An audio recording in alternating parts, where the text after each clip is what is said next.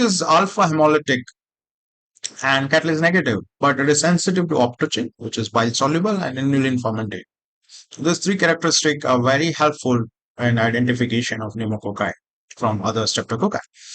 Uh, so detection of this pneumococcus in sputum or bile by ground stain or culture, or even a positive urine pneumococcal antigen test is usually sufficient to make presumptive diagnosis, and you can start therapy directly for pneumococcal pneumonia.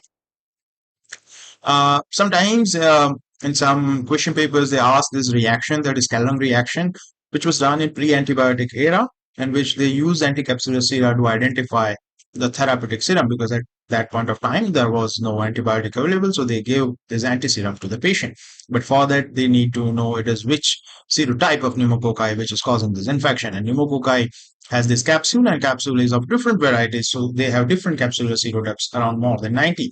So it was a bedside test where sputum sample is taken on a slide, and then they add a type specific antiserum, and then they put a drop of methylene blue dye, and they check whether capsule is becoming swollen, more sharply delineated, become more refractile. Then that antiserum can be used for patient, because person is suffering from a bacteria which has the same serotype. Uh, Now we do not do this test because we have antibiotics, we have better detection methods. And now if we want to do serotyping, it is not done by Kellogg reaction. We use a latex agglutination test. You can detect urine antigen, that is basically C polysaccharide antigen, by immunochromatography, and we know that it is useful in pneumonia, as I have stated earlier, and you can start therapy. But keep in mind that this test will also come positive if a person is a nasopharyngeal carrier, and this rate is very high in children. So I would recommend that you should not use this test in diagnosing pneumococcal pneumonia in children. Yes, it can be useful for adults. You can even detect a capsular antigen in CSF with help of latex agglutination, which is actually more sensitive than microscopy, and it is more rapid, and you can start immediately the specific therapy for patients. So I would highly recommend that if you are getting pneumococcal meningitis in your institute, then you should use this capsular antigen detection in CSF by latex agglutination. But this urinary antigen and PCR testing, that can also be done, but they are not that much useful in diagnosis of invasive pneumococcal diseases. Now, coming to this pneumonia management, now we know that community-acquired pneumonia, it is most commonly caused by pneumococci, but there are other atypical bacteria, other typical bacteria, and sometimes viruses are also there.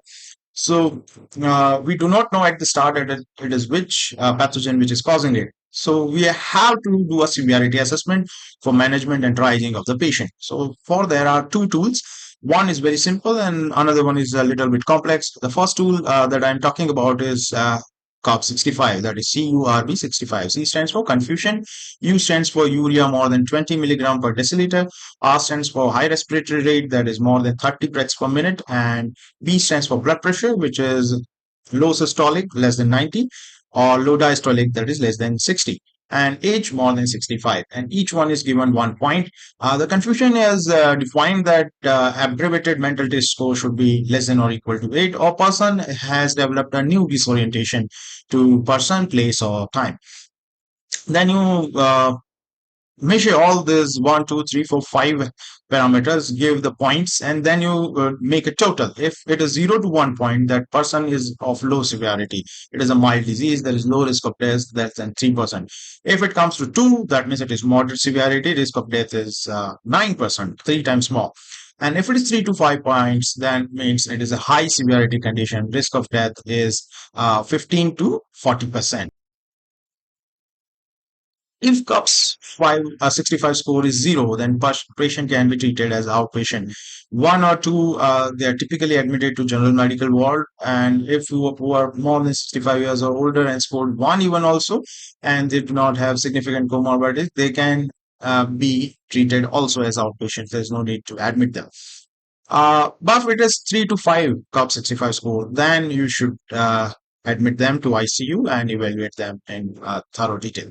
Now, though CUP 65 is a good and simple tool to assess severity, But there is one another tool or scoring system known as PSI, that is Pneumonia Severity Index, and it is more accurate prognostically, and some places preferred it over COP65.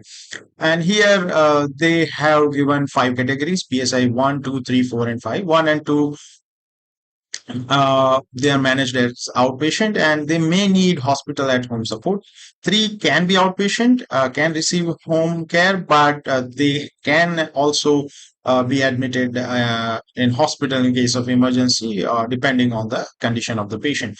And four and five, they need to be admitted to ICU. So I think most of the places they're using COP65 because it is simple, effective to remember.